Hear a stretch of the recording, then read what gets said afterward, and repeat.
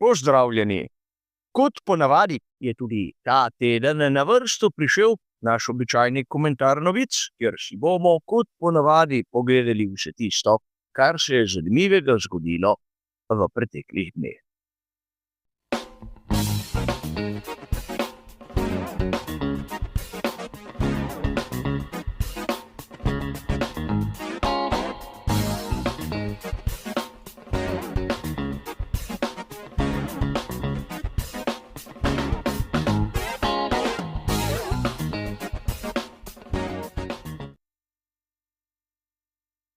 Tudi danes se bomo kot običajno ustavili pri 4 različnih temah, kjer boste dobili bližnjice do originalov navedenih člankov, navedene v samem opisu. In tudi tokrat, slika v barvah, pomeni, da navajam tisto, kar sem prebral v že prej omenjenih člankih. Ko se slika spremeni v črno-belo, pa dodajam moj osebni komentar oziroma moje osebno mnenje. Tako tudi tokrat smo ponovili ta malce drugačen format, zato se takoj lahko lotimo prve današnje teme.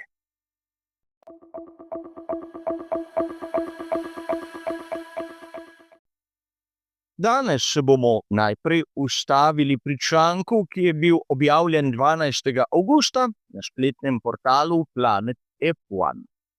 Tu smo lahko prebrali, da je Sergio Perez tik pred podpisom pogodbe z ekipo Cadillac. In seveda manjka samo še tista uradna potrditev. Lahko bi dodali kot že tolikokrat poprej. In tu se lahko začnemo spraševati, ali gre v resnici za čas kislih kumaric, ali pa imajo pri Planet F1 res dobre vire. Vsekakor izbira Pereza za to novo ameriško ekipo je po svoje tudi zelo logična. A videli bomo tudi, kdo bo zasedel drugi sedež. Sam, na primer, Bottasa ne cenim toliko kot Pereza, ampak gre za moje osebno videnje, kot ste razumeli. In seveda Mika Schumacherja prav v vsaki kombinaciji tudi ne vidim. A vseeno, sedaj prihaja končno na dan, kdo bi lahko bil res prvi voznik ekipe Cadillac. Nekdo, ki je popularen potencialno tudi v Združenih državah Amerike, kar pri Bottasu in Schumacherju ni tako samo po sebi umevno. A poglejmo si, kaj sem pripravil za drugi današnji sklop.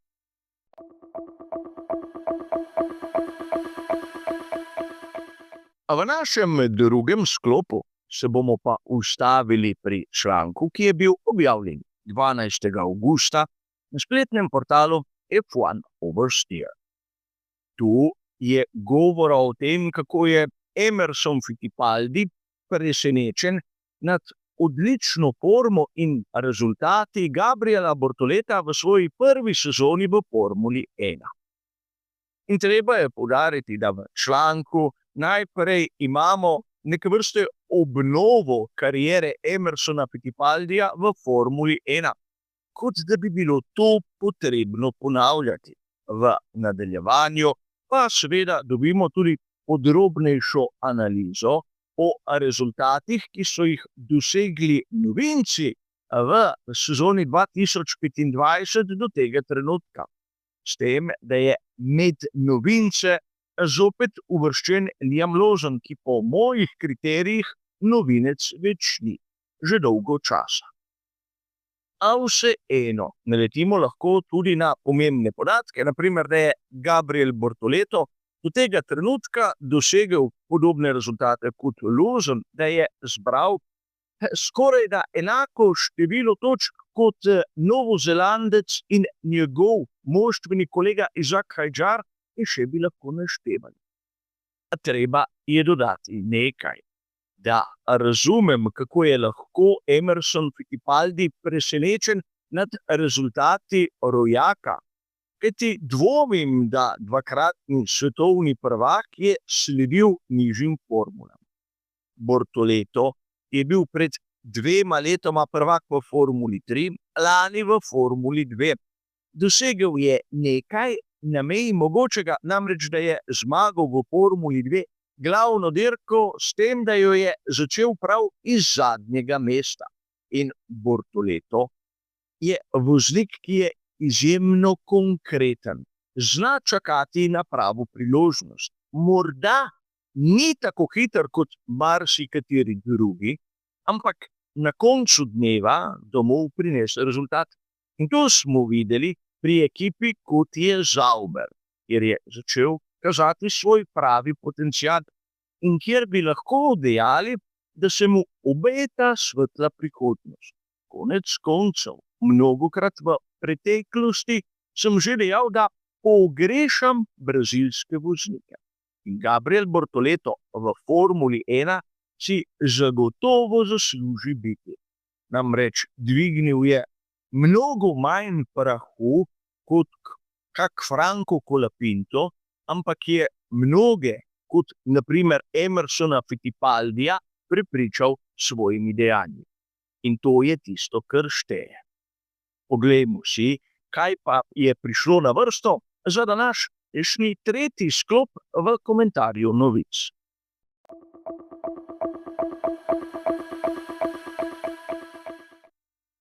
A v našem tretjem sklopu se bomo ustavili pri članku, ki je bil objavljen 11. avgusta na spletni strani italijanskega časopisa Autosprint.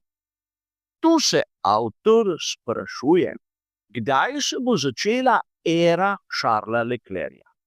Namreč nedvomno je Charles Leclerc eden izmed tistih, ki jih lahko štejemo med najboljše na štartnem razporedu, ampak še nikoli ni imel v navednicah pravega bolida.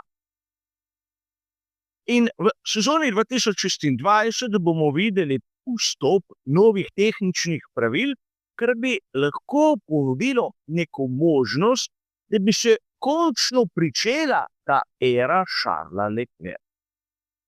Kdor me pozna, kdor sledi mojim prispevkom, ve, da sem do takšnih izjav dokaj skeptičen. Namreč prvič, voznik v ekipi Formule 1 ni samo tisti, ki v nedeljo skuša dirke zmagati, ampak je tudi oni, ki nekako združuje okrog sebe vse tiste člane ekipe, ki delajo zanj, usmerja razvoj in s svojimi podatki nekako pomaga odpraviti težave, ki jih ima določen bolid, in ima jih pravzaprav vsaki, tudi tisti najboljši. Charles Leclerc je že dolga leta v skuderiji Ferrari in če še ni imel pravega, imenujmo ga tudi dominantnega bolida, je morda delček krivde za to tudi na njegovi strani. Namreč znana je zgodba, kako je Michael Schumacher usmerjal razvoj bolidov in kako je po dolgih letih dobesedno garanja ustvaril skupaj z ostalimi člani neko osnovo, ki so jo razvijali in ki je na koncu pripeljala do tega, da so zaporedno nesli 5 naslovov, kar se tiče voznikov v svetovnem prvenstvu Formule 1 in 6 konstruktorskih. Ampak treba je poudariti, da mnogokrat lahko vidimo v takšnih člankih, da se pri Charlesu Leclercu išče bolj izgovore kot vzroke, zakaj nekaj konec koncev se ni zgodilo, predvsem tisto, kar so obljubljali. Sam sem tudi skeptičen, da bi lahko v sezoni 2026 pri Ferrariju pripravili pravo presenečenje, ker so preveč koncentrirani na tisto, kar se dogaja letos. Resursi so omejeni in seveda ekipa, kot je Williams, se je že pred meseci odločila, da bo enostavno zapustila razvoj letošnjega bolida in se koncentrirala na tistega, ki bo prišel res na dan v naslednjem letu. Kaj pa pri Ferrariju? Zgodba, ki nam je znana. Do zadnjega se trudijo obrniti situacijo in seveda s tem povzročiti, da v naslednji sezoni so možnosti manjše. A videli bomo, kot ponavadi, kaj se bo zgodilo. V vsakem primeru sem kot ponavadi skeptičen. Pa poglejmo, kaj sem pripravil še za četrti, zadnji današnji sklop.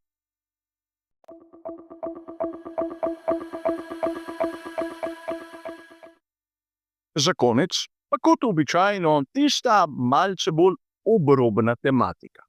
Kot poroča spletni portal GP Blog, 13. avgusta ima Lewis Hamilton v svoji pogodbi s Ferrarijem baje izjemno bizarno klavzulo.